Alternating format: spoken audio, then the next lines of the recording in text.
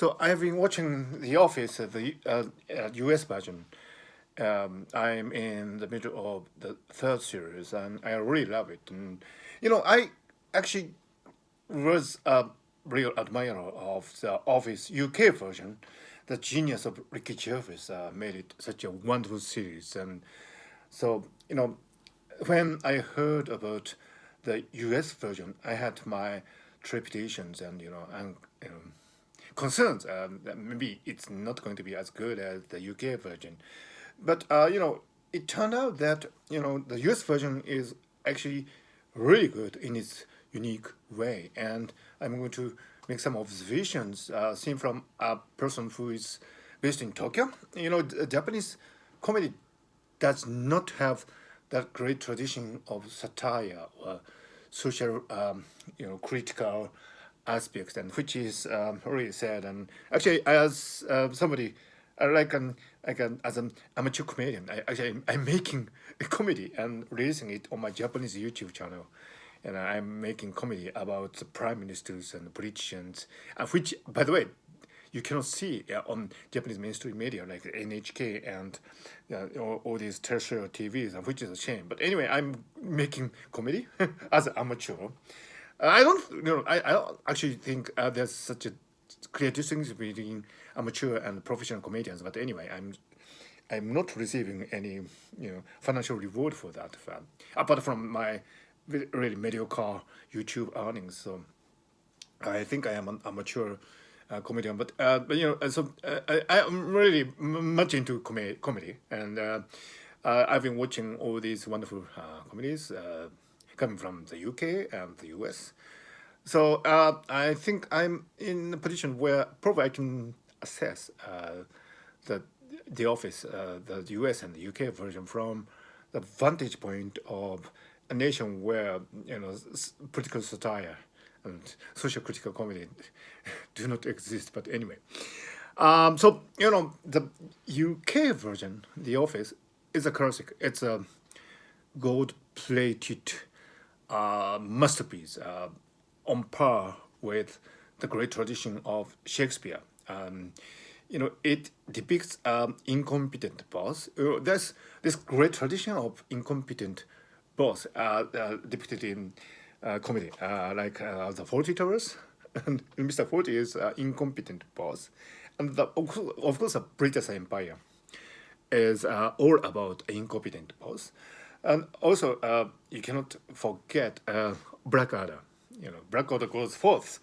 It's about this incompetent military leader, played so wonderfully by Stephen Fry, and it's so that The Office, the UK version, is in this great tradition of a comedy about incompetent boss, played by Ricky Gervais, of course, the genius, and he is somebody who is really inefficient in his work, and he thinks that he's funny. He thinks that he's a great comedian, but actually he's not. So all his efforts to make people laugh actually makes people, feel strange and, detached from him. And, there's this alienation actually in the workplace. And finally he is sacked, and which is a really tragic comedy on a really masterpiece. And the Office UK version is based on keen observation of human nature, and after all, it turns out to be a great love story. I mean, this ongoing love with a boy and a girl, where the girl has a fiance, and but finally, in the great Christmas special, which nobody can forget, these two finally, find their true love, and which is great. So, the Office UK version is full of really deep and keen observations, and the culmination of very implicit and persistent and yet hindered love, and which makes the comedy are really satisfying masterpiece to watch. Now, the Office US version is different in many, many ways. First, it's very long. I mean, the Office UK version is, just six episodes for one series and two series, and one Christmas special. So it's just 12 episodes, 12 regular episodes, and one Christmas special. The Office US version, I don't know how to count. It's really long. So the difference between the US and UK approach to comedy is that in the US, like in the great Big Bang Theory, I mean, the season seem to continue forever. I mean, seen from the UK point of view. I don't know what's the difference between these two systems. I mean, maybe once a franchise gets rolling, maybe in the US the financial motivation to keep it going is really strong. Whereas in the UK, maybe artistic judgment take precedence over financial concerns, so that even if, for example, if you could make the Office UK version into a franchise, money making machine, and if if it were possible to keep it going for the third series, fourth series, and fifth series, and so on, from artistic judgment you wouldn't do that. Maybe in the US there's this really strong financial motive, so that the seasons can go on forever. So I don't know what is the exact difference between these two different systems. But anyway, so the US version, interestingly enough, goes on and on and on forever. So actually, it has its own merits, because it makes you feel as if you are actually with these people. I mean, the boss and the workers. I mean, you feel as if you are actually spending the time with these people, because think about it. If you reflect on your daily lives, it's every day is not eventful. I mean, sometimes it's mundane. I mean, sometimes there's no event, but that's the fact of life. I mean, so it's not every day that funny things happen. It's not every day that something wonderful happens. Wow happens. I mean, so the Office US version is, in a sense, more true to life, in that there's this mundane continuation of the everyday. I'm not saying that the Office US version is mundane. Far from it. It's really funny, and it's sometimes really moving. But at the end of the day, if you make it into such a elongated series, with many episodes in one season, and there are many more seasons, then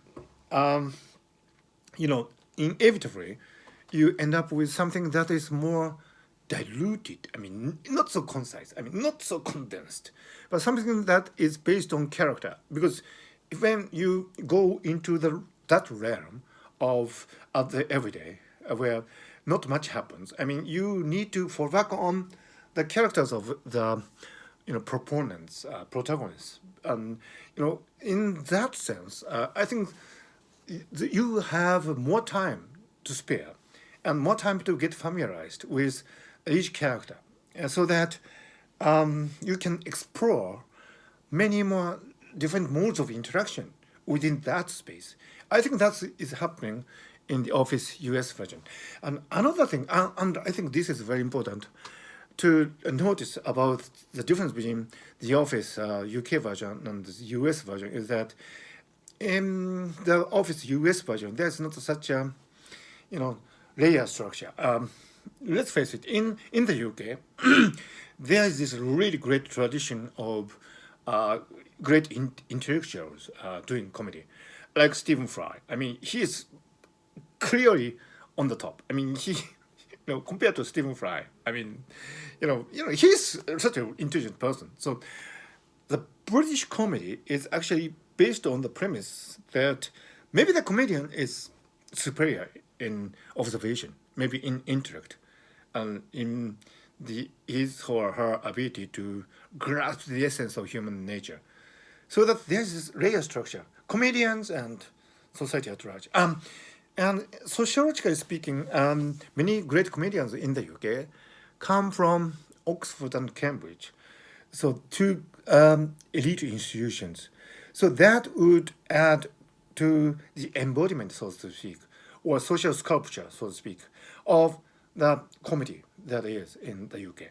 But in the US, relations between people are more flat, more democratic. I mean, there's not such a premise of the comedian having superior observational power or intellect based, compared to the average people. And so the comedians or the comedy, the comics themselves are on the same level with the ordinary people. So that's a totally different structure. So in the US version of The Office, you feel more, you know, mundane, more down to earth, and you feel more on equal footing with all these people. So the comedians do not have a vantage point of satire or godlike zero, vista. So that I think is one of the wonderful aspects of the Office US version, or indeed of any comedy coming from the United States. So that's a totally different system. So I have made some observations, and I'm not saying that these are the only ones, and indeed not the main ones, not even the main ones. But I do find these differences between the Office US version and UK version quite interesting. And here's to the great diversity of comedy. Comedy is about uh, emancipating the human spirit through metacognition. In the brain, you have metacognitive circuits on the prefrontal cortex, and when you observe something that is funny, what is happening is that you make the tragic into the comic.